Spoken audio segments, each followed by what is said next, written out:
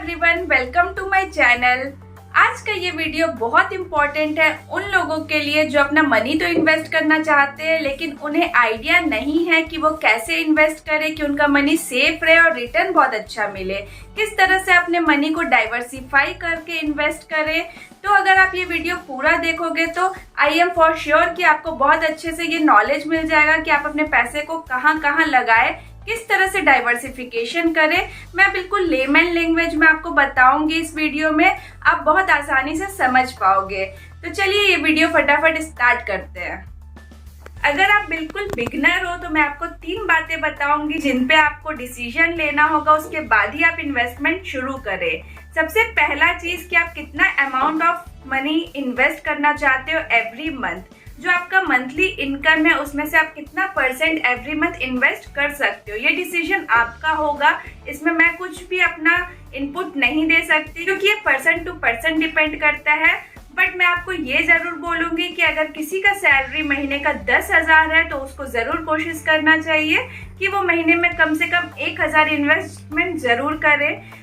Matter ये नहीं होता कि आप कितना कम रुपए से स्टार्ट कर रहे हो, मैटर ये होता है कि बस आप स्टार्ट कीजिए। फिर वो जो कंपाउंडिंग रिटर्न आपको मिलेगा ना, उसको आप जब देखोगे इन फ्यूचर में आपको लगेगा कि और पहले मैंने ये चीज क्यों नहीं स्टार्ट किया। सबसे पहला चीज आप ये डिसाइड कर लीजिए कि आपको एवरी मंथ कितना अमाउंट ऑफ मनी इन्वेस्ट करना है। दूसरा चीज होता है कि आपको कब तक के लिए इन्वेस्ट करना है। जैसे मान लीजिए आपने सोचा कि आप मंथली 1,000 इन्वेस्ट करोगे, तो लोगों का होता है कि इसमें से 200 मुझे लॉन्ग टर्म के लिए इन्वेस्ट करना है, उसमें से 300 मुझे वेरी शॉर्ट टर्म के लिए इन्वेस्ट करना है, 1 साल के अंदर ही चाहिए, और रिमेनिंग जो पैसा है वो मैं मिड टर्म के लिए इन्वेस्ट करना चाहता हूँ, मुझे 5 साल में चाहिए। तो इस तरह से आपको खुद सोचना होगा कि आपको कितना पैसा कितने टर्म के लिए इन्वेस्ट करना है। बेस होता है ये डिसाइड करने के लिए आप किस तरह का इन्वेस्टमेंट चूज करोगे। आपका टाइमलाइन बहुत मैटर करता है, जितना आपका टाइमलाइन होगा उसके अकॉर्डिंग ही मैं आपको बताऊंगी कि आप किस जगह इन्वेस्ट करें। तीसरा चीज है कि आप कितना रिस्क लेने को रेडी हो, क्योंकि ये बहुत इंपॉर्टेंट होता है कि आप कितना रिस्क ले सकते हो। अगर आप ज्यादा रिस्क ले सकते हो तो फिर आपके लिए जो इन्वेस्टमेंट प्लान होगा वो दूसरा होगा। कुछ लोग होते हैं जो कम रिस्क लेने के लिए रेडी होते हैं, उनके लिए जो इन्वेस्टमेंट प्लान होगा वो दूसरा होगा। और कुछ लोग ऐसे होते हैं जो थोड़ा मीडियम रिस्क लेने को रेडी होते हैं, तो उनके लिए इन्वेस्टमेंट प्लान अलग होगा। तो ये डिसीजन आपका होगा क्योंकि ये भी पर्सन टू पर्सन वेरी करता है कि आप कितना रिस्क लेने को रेडी हो। जो ज्यादा रिस्क लेने को रेडी होते हैं उनका रिटर्न ज्यादा होता है लेकिन रिस्क भी बहुत ज्यादा होता है। सो इसलिए ये डिसाइड आपको करना है कि आप कितना रिस्क लेने को रेडी हो। तो मैंने अभी आपको 3 पॉइंट बोला। सबसे पहला चीज कितना अमाउंट ऑफ मनी आप इन्वेस्ट करना चाहते हो, दूसरा चीज कि आप कितने टाइम पीरियड के लिए इन्वेस्ट करना चाहते हो, और तीसरा चीज कि कितना रिस्क आपको लेना है। ये 3 चीज अगर आपने डिसाइड कर लिया है तो चलिए आगे चलते हैं और मैं आपको बताती हूँ कि अब आपको इन्वेस्टमेंट कैसे करना है। मैं एक एक इन्वेस्टमेंट में डिटेल्स में तो इस वीडियो में नहीं जा पाऊंगी क्योंकि बहुत लंबा हो जाएगा ये वीडियो। मैं अलग अलग वीडियो जरूर बनाऊंगी हर एक टॉपिक को लेके। तो इस वीडियो में मैं आपको ओवरऑल ये बताऊंगी कि आप किस तरह का इन्वेस्टमेंट करें, किस तरह से डाइवर्सिफाई करें और क्या क्या ऑप्शंस आपके लिए है जहां आप इन्वेस्ट कर सकते हैं। मैं यहाँ पे कंसीडर कर रही हूँ 2 टाइप का इन्वेस्टमेंट। एक होता है लॉन्ग टर्म इन्वेस्टमेंट, एक होता है short term investment. Short term investment मैं यहाँ पे कंसीडर कर रही हूँ 0 ईयर्स टू 5 ईयर्स, और लॉन्ग टर्म इन्वेस्टमेंट मैं यहाँ कंसीडर कर रही हूँ 5 ईयर्स से ज्यादा। अगर आप इन्वेस्टमेंट करना चाहते हो और आपका गोल क्या है, जैसे कि बहुत लोगों का गोल होता है रिटायरमेंट पर्पस के लिए, या कुछ लोगों का गोल होता है कि मुझे 5 साल के बाद घर खरीदना है या बच्चों को अच्छा एजुकेशन देना है, इस तरह का कुछ आपका इन्वेस्टमेंट गोल है, या फिर आपको बहुत शॉर्ट टर्म के लिए इन्वेस्ट करना है जैसे कि किसी ट्रिप के लिए या फिर कोई घर पे बड़ा चीज खरीदने के लिए। आपका नीड क्या है इन्वेस्टमेंट का, आप ये डिसाइड कर लीजिए, अकॉर्डिंगली टाइम फ्रेम डिसाइड कर लीजिए और फिर आप अपने इन्वेस्टमेंट को बिल्कुल बैलेंस कीजिए। मैं ये नहीं बोलूंगी कि आप सारा पैसा लॉन्ग टर्म में लगा लीजिए या सारा पैसा शॉर्ट टर्म में लगा लीजिए।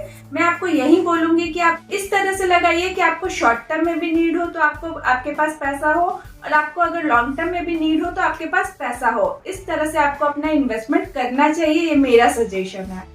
सबसे पहले हो गया इक्विटी इन्वेस्टमेंट। इक्विटी इन्वेस्टमेंट में आपका आ जाता है स्टॉक्स, म्यूचुअल फंड्स। ये इस तरीके का इन्वेस्टमेंट है जिसमें आप शॉर्ट टर्म के लिए भी जा सकते हो, लॉन्ग टर्म के लिए भी जा सकते हो। लेकिन आप क्योंकि बिगनर हो तो मैं आपको सजेस्ट करूंगी कि आपको इक्विटी इन्वेस्टमेंट में लॉन्ग टर्म के लिए जाना चाहिए, क्योंकि आपको मार्केट का पूरा आइडिया नहीं है। कब मार्केट आपको धोखा दे दे, कब मार्केट पूरी तरह से गिर जाए, ये बहुत सारी चीजों पे डिपेंड करता है। बहुत सारे चीजों का अपडेट होना चाहिए, मार्केट का स्टडी करना पड़ता है। तो फिर इसलिए आप बिगनर हो तो मैं आपको यही बोलूंगी, स्टॉक और म्यूचुअल फंड में इन्वेस्ट करें, लेकिन लॉन्ग टर्म के लिए। दूसरा इन्वेस्टमेंट होता है फिक्स्ड रिटर्न इन्वेस्टमेंट, जिसमें आपका आ जाता है FD RD। इसमें क्या होता है, आप जब आज इन्वेस्ट कर रहे हो आपको पता है कि आपको कितना रेट ऑफ इंटरेस्ट मिलेगा, कब तक आपको इन्वेस्ट करना है ये आप पे डिपेंड करता है। क्योंकि आपको पता है कि FD जो भी होता है वो 6 महीना या 3 महीना से लेके आप कभी भी, मतलब आपका टेन्योर आप डिसाइड करते हो।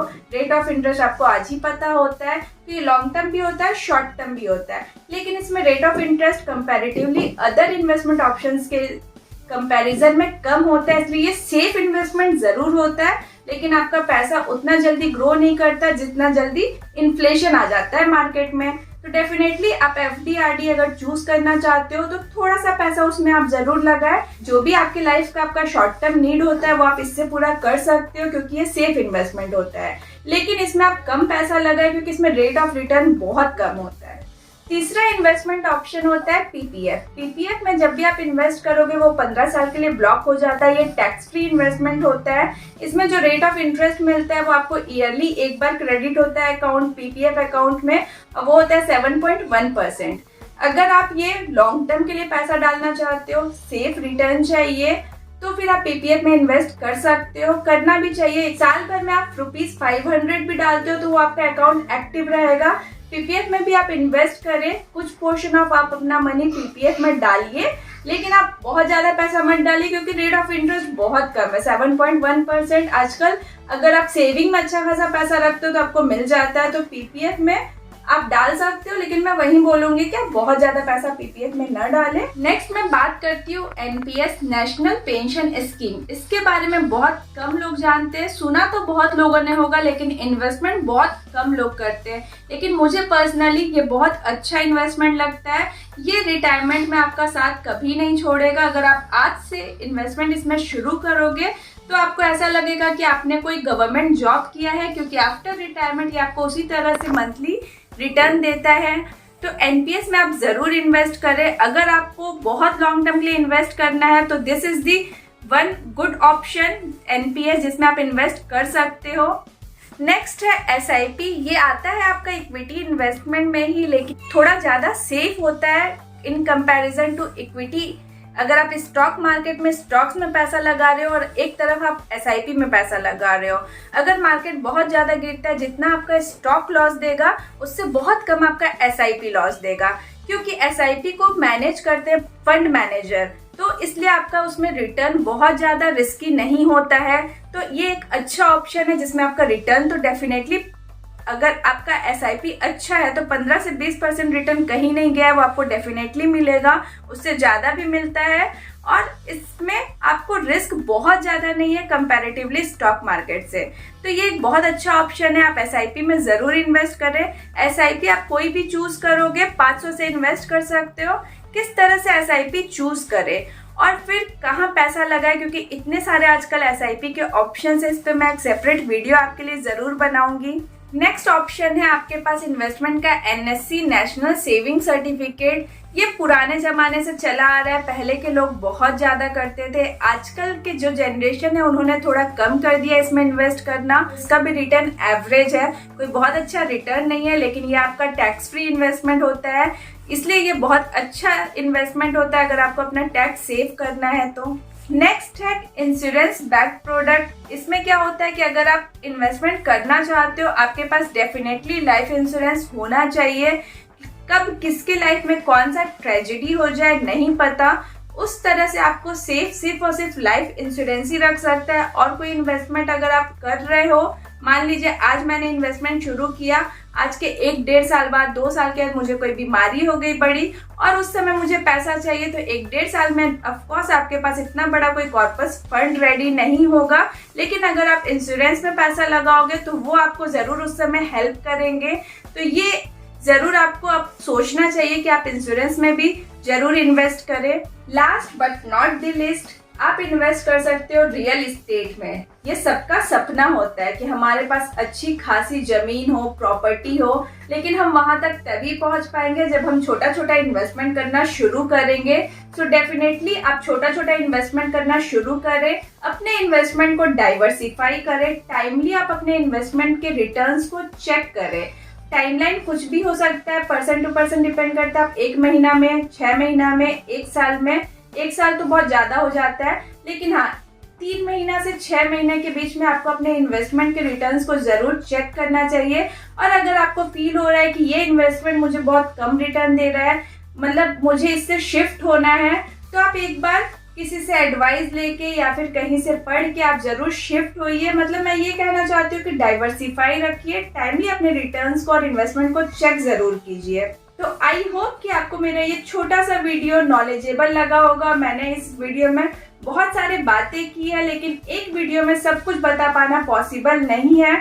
इस वीडियो को मैं यहीं एंड करती हूँ। मैं अगला वीडियो जरूर बनाऊंगी इसी तरह से नॉलेजेबल और आपके लिए बिल्कुल फ्रूटफुल होगा।